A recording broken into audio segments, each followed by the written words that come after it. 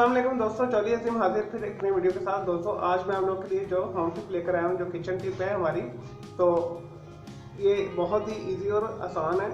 तो कई दफ़ा होता है कि हमारा सालन में या वो ग्रेवी वाला सालन हो, खुशक सालन हो या खुशक सालन हो, तो उसमें नमक तेज़ हो जाता है। मैं आपको इंडिविजुअली बताऊँगा कि हम जो है सालन में जो है नमक तेज़ हो जाए तो कैसे कम करेंगे। तो जस्ट इसके लिए कि अगर आप शोरबे वाला सालन बना रहे हैं तो उसमें आप एक जो है रेगुलर साइज़ का आटे का पेड़ा डाल लें।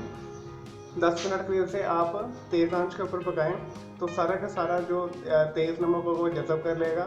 और अगर आप ड्राई जो है सालन बना रहे हैं तो उसमें आपका नमक तेज़ हो जाएगा, तो उसमें आप थोड़ा सा पानी डाल के हाफ गिलास के करीब, तो उसमें छोटी छोटी जो है आटे की एक पेड़े की गोलियां बना के डाल दें, 6 से 7। एक पेड़ा लेना आपने, उसके छोटे छोटे जो है आपने गोलियां बना के उसमें डाल देनी।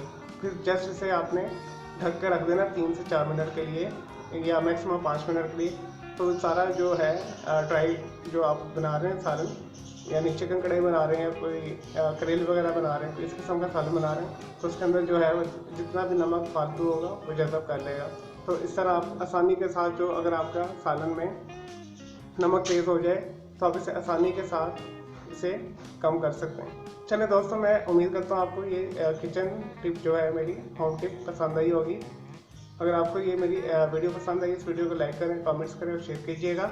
मेरा दूसरा चैनल है ग्राफिक्स एंड आर्ट्स का कलर ग्राउंड के नाम से, उसे भी सब्सक्राइब कर लीजिएगा।